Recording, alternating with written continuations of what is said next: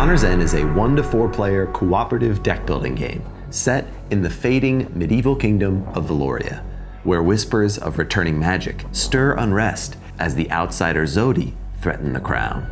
There are 2 ways to play: story mode and adventure mode. Story mode explores the thematic narrative, a 9-chapter campaign that gradually unlocks new heroes, enemies, and equipment for the base game, expanding what you can bring to the table each time you play.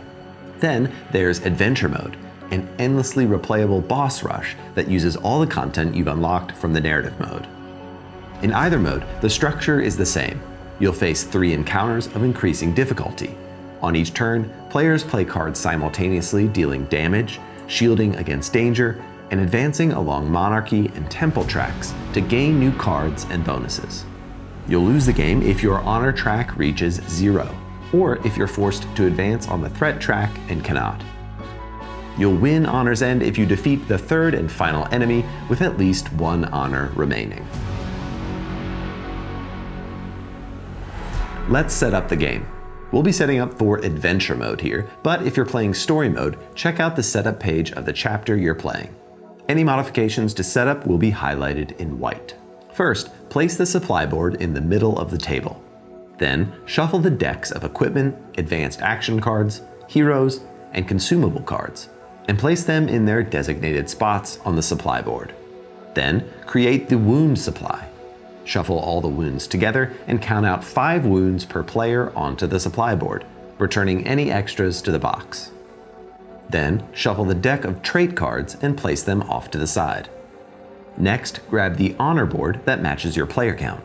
Set the honor track to 8 and the monarchy, temple, threat, and enemy tracks to their bottom positions. Next, we'll create the starting supply of dice. First, form a supply of inspiration dice, counting out 5 per player.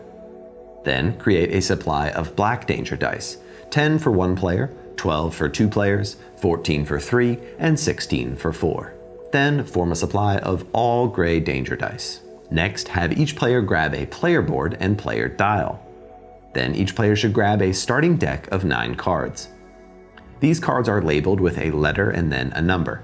So for example, player 1 should grab cards A1 through A9. If you're playing with less than 4 players, return any unused starter action cards to the box. Then all players should draw a random wound, hero, and advanced action card. You may look at these cards before shuffling them together with your starting deck to form your draw pile. Next, all players should draw a random equipment and consumable card and place them near their player board. Note that for your first couple games, we recommend using one of the 4 starter equipments instead of choosing a random one. Each starter equipment is marked with a letter E. Next, if you're playing adventure mode, we'll set up the first enemy. Grab all enemy 1 cards, shuffle, and draw one at random. Set the enemy health dial to the value shown above the marker on the enemy card, adding or subtracting any modifier shown on the card. If you're playing the story mode, at some point the narrative book will guide you through this first enemy setup process. Next, we'll set up the initial danger dice pool. Designate an area of the table for your active danger dice and add to it 1 black danger dice per player. Then give the leader totem to the oldest player. And finally, all players should draw 5 cards from their shuffled draw pile for their first turn. If you're playing solo, grab all of the squire cards and shuffle them to form a face-down pile near your player board. We'll cover further solo mode modifications at the end of the video. Now you're ready to get playing. Each turn consists of 6 phases, which are outlined on your phase card. First up, the enemy phase. The enemy track indicates which of its abilities the enemy will perform this turn, and may cause the threat track to rise as well. Enemy abilities vary. An enemy might add danger dice to your pool, force players to discard cards, or even inflict wounds. As you climb the enemy track, multiple abilities may trigger at once. Note that some enemy abilities scale by player count. For example, the red ability of the Lawless Ranger adds 1 black danger dice at 1 to 2 players, but 2 black danger dice at 3 to 4 players. There are 2 icons to be aware of, targeting one or targeting all. So for example, The Frenzied Deserter's red ability targets all players, forcing them to discard a card. The teal ability targets one player chosen by the group, giving that player one wound. On the first turn of the game, the marker stays at the bottom of the enemy track. On all following turns fighting this enemy, move the enemy marker one space up on the track. If the new space shows a threat icon, move the threat tracker up one space. Then add any black or gray danger dice shown on the new threat track position to the pool. Then resolve the enemy card's ability at the current enemy track's position. When a new enemy enters play, reset the enemy marker to the bottom space of its track. Then advance the threat tracker once, add any relevant danger dice, and then perform the enemy's first ability. If the enemy marker is already at the top of the track and you need to advance it, keep it there. Instead, move the threat tracker up once, gaining any required danger dice. Then perform the topmost ability of the enemy card. If during the enemy phase you are required to move the threat track past the final space of the track, you lose the game. Now it's time to assign and roll danger dice. Work together as a team to decide how many dice each player will roll. All dice in the pool must be rolled by someone in the group. Note that you may look at and talk openly about the cards in your hand to determine who should take danger dice. Once all dice in the pool have been distributed, all players should roll their danger dice and place the rolled dice in the designated area on their player board. These dice will not resolve until the resolution phase, but now is a good time to talk about what each danger dice does. Rolled danger dice have multiple negative outcomes. However, you can block these outcomes by using shield actions, which we'll talk more about later. Black danger dice are permanent. At the end of the round, they'll go right back into the pool to be rolled again on the next turn. Gray dice are temporary. At the end of the round, they'll return back to the supply. If you roll dishonor or double dishonor and don't shield it, you'll lose 1 or 2 points on the honor track. If you roll a wound icon and don't shield that dice, you'll have to take a wound card from the supply and put it straight into your discard pile. The yellow safe icon has no effect. However, if you shield a safe icon on a black die, that die will return to the supply instead of the pool at the end of the round. Note that each player may only do this twice per turn.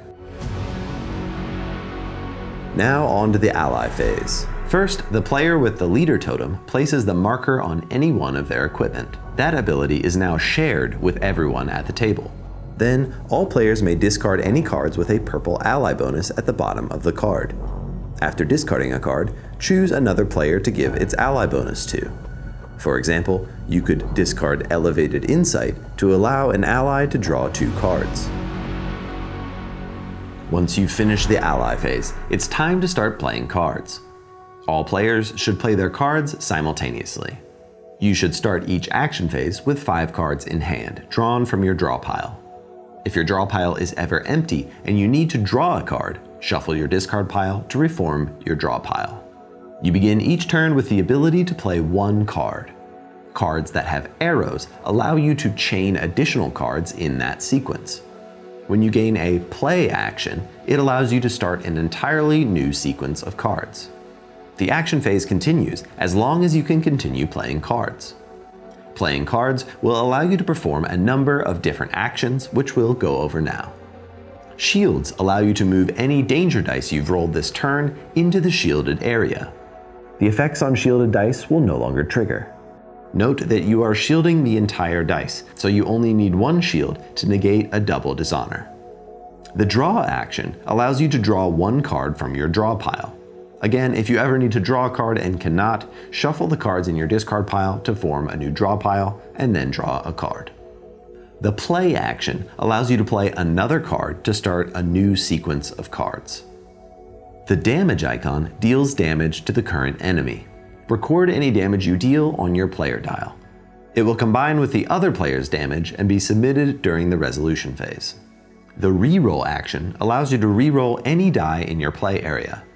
This could be any shielded or unshielded danger dice, or any rolled but unused inspiration dice, which we'll talk about in a minute. The trash action allows you to pick a card from your hand and remove it from the game. If trashing a wound, it instead goes to the bottom of the wound deck. All other trashed cards go back to the box. Some cards also give temple or monarchy resources. Tally these up on your player dial to then be combined with all other players during the resolution phase to be spent on gaining rewards. The inspiration dice action gives an inspiration dice from the supply to your personal pool. Inspiration dice can be saved from one turn to the next as long as they remain unrolled. If you'd like to use an inspiration dice on your turn, take it out of your supply and roll it. At this point, you may use any re-rolls on this inspiration dice. Once you've used the effect of an inspiration dice, it may not be re-rolled. There are 4 faces on inspiration dice: a single and double inspiration, a shield, and a draw and play. The inspiration face can be used as a single wild alignment icon, owl, lion, or bear, and a double inspiration icon can be used as 2 wild alignments. The alignment icons are used to activate bonus abilities on cards, which we'll talk about shortly. Note that a double inspiration icon may not be split up and used in 2 different places. The shield face acts as a shield action, and the draw and play face allows you to draw a card and gain an additional play action. You may only have a maximum of 5 inspiration dice in your play area at any time. This includes dice on your player board, as well as rolled or used dice in your play area. Now we'll talk about the different types of cards you'll be playing and interacting with on your turn, starting with action cards. Each action card has a main effect. This is triggered when you play the action card. Many action cards have an alignment at the top: Valor, a lion; Wisdom, which is an owl icon; and Fortitude, which is a bear icon. Some cards may have multiple alignment icons. These alignment icons can be used for tucking, which we'll talk about shortly. Many action cards have bonus effects at the bottom, which fall into 2 categories. First, ally bonuses, which we've already covered, are given during the planning phase by discarding that card. Then there are tucking bonuses. Once the card has been played, you may tuck an action card of the appropriate alignment under the card to activate its bonus ability. Tucking a card does not require an additional play action, but of course means you can no longer play that tucked card. You're essentially sacrificing the chance to play that card in order to activate the tucking bonus of a card you've already played. The tucking bonus on some action cards require multiple icons, meaning you'll need to place multiple alignment icons underneath the card in order to activate the tucking bonus. This is also where inspiration dice comes in handy. If you've rolled an inspiration dice to an inspiration face, you can place it on a tuck bonus to work towards activating that bonus. And don't forget, inspiration is a wild alignment icon, so it can stand in for anything you need. Note that the tucking bonus on action cards may only be activated once. Next up, wound cards. Wound cards junk up your deck and are added to your deck via danger dice or enemy abilities. When you gain a wound, add it to your discard pile. Wounds do not have a main effect, but they do have an arrow, allowing you to play it and then continue playing cards in a sequence after it. The tucking bonus on the wound allows you to trash the wound card. During the cleanup phase, return the wound to the bottom of the supply and discard the tucked card underneath it. If at any point a player needs to gain a wound and the supply is empty, lose 1 honor. Next, hero cards. Heroes are very similar to action cards, with a couple exceptions. Some hero cards have an ongoing or passive main effect that is active during the turn they are played. These abilities have a gray background. The second difference, hero cards have endlessly triggerable tucking abilities, meaning you can continually tuck cards underneath them to activate their bonus ability multiple times. You'll also notice that heroes do not have an alignment icon and therefore cannot be tucked. Next up, equipment cards. Equipment cards are not part of your deck ecosystem, but instead are ongoing effects that change the way your deck works for the rest of the game. Some equipment have once per turn effects, while others are passive or at will, meaning the ability can be triggered whenever desired or necessary. As mentioned previously, during the planning phase, the player with the leader totem chooses one of their equipment to share with the group. All players may treat that equipment as if it were theirs for that turn. And lastly, consumables. Consumable cards also exist outside of your deck ecosystem and are single-use abilities that can be saved and spent at any time. Once used, return the card to the box. Once all players have finished playing their cards, move on to the resolution phase. First, make sure all players have tallied any damage they've done, as well as any monarchy or temple icons they've accumulated on their player dial. Next, each player should resolve any unshielded danger dice, gaining wounds or losing honor accordingly. Remember that if you need to gain a wound and the wound deck is empty, lose an honor instead. If your honor track ever reaches 0, the game ends immediately in a loss. Then clean up your dice. First, return all gray danger dice to the supply. All black danger dice return to the pool to be rolled again next turn, with one exception. If a player has shielded a black danger dice with a yellow safe icon, it is instead returned to the supply. Remember, each player can only do this twice per turn. Then clean up any used inspiration dice, returning them to the supply. Next, add up the total damage dealt by all players and subtract it from the total health of the enemy. If the enemy reaches 0 health, it has been defeated. Continue with the resolution and reset phases before moving on from the enemy. However, if this is the third enemy, you do not need to continue through the resolution phase, as you have now won the game. Lastly, it's time to spend your collective temple and monarchy resources. Each space on these tracks shows the cost to advance. Spend your team's resources to move upward, straight or diagonal, never sideways, never down, and never skipping ahead. You can, however, move multiple times if you can afford it. As you progress on the track, gain each reward right away. The rewards come in a few forms. Hero cards, advanced action cards, equipment, or consumable rewards are all similar. When you reach one of these spaces, draw cards equal to the player count plus 1 from the matching deck. Then, starting with a player with the leader totem and going left, players each should choose 1. The remaining card goes to the bottom of the appropriate deck. New action and hero cards are added to your discard pile, and equipment and consumables are placed next to your player board. Note that you may openly discuss and strategize who takes what, but the decision is ultimately left up to each individual player. Next, the inspiration dice reward allows everyone at the table to add 1 or 2 to their supply. Remember, you cannot have more than 5 inspiration dice in your play area at any time. Next, the trashing danger dice reward allows you to permanently return the listed number of danger dice from the pool back to the supply. And lastly, the honor reward. Move up on the honor track immediately. Note that you can never go higher than 10 honor. And our last phase, the reset phase.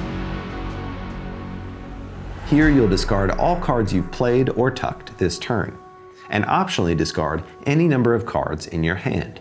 Then draw up to 5 cards from your draw pile. Again, if you need to draw cards and cannot, shuffle your discard pile to form a new draw pile. Lastly, pass the leader totem to the left. That concludes a round of Honor's End. If the enemy still has health remaining, return to the enemy phase and continue playing. Now we'll talk about what happens when you defeat an enemy. If you're playing the story mode, discard the enemy card and return to the narrative book and pick up where you left off. If you're playing adventure mode, it's time to choose a team trait. Discard the enemy card and draw 2 random traits from the top of the trait deck. The group may discuss and then choose one of the 2 trait cards, returning the other to the bottom of the deck. Then apply the team trait. Each trait has a positive and a negative effect. Some are immediate one-time effects, while others are ongoing permanent effects that last for the rest of the game. Then draw a random enemy 2 card and place it on the honor board. Set the enemy health dial to the value shown above the marker on the enemy card, adding or subtracting any modifier shown on the card. Then move the enemy marker back to the bottom of its track. This triggers an immediate increase in threat which may or may not add more danger dice to your pool. Do not reset the threat track or the monarchy or temple tracks. Once you've defeated the second enemy, repeat this same process, gaining a second trait card and then setting up enemy 3. If you are able to defeat enemy 3 while maintaining at least 1 honor, you have won the game. The victory and defeat conditions for the story mode are described on the setup page of each chapter. If you successfully completed a chapter of the story mode, add all the heroes, equipment, and any other cards to the main supply, as directed by the narrative book. You'll use these cards in all upcoming story mode and adventure mode playthroughs. Now let's talk about some solo mode modifications. When setting up, grab the Squire deck and shuffle it, forming a face-down deck near your play area. Play the game as normal, but with these modifications. At the start of each action phase, draw the top card of the Squire deck and immediately perform its main effect. You may activate its bonus ability by spending Inspiration. Note that this bonus ability may only be activated once, and you may not tuck cards to activate it.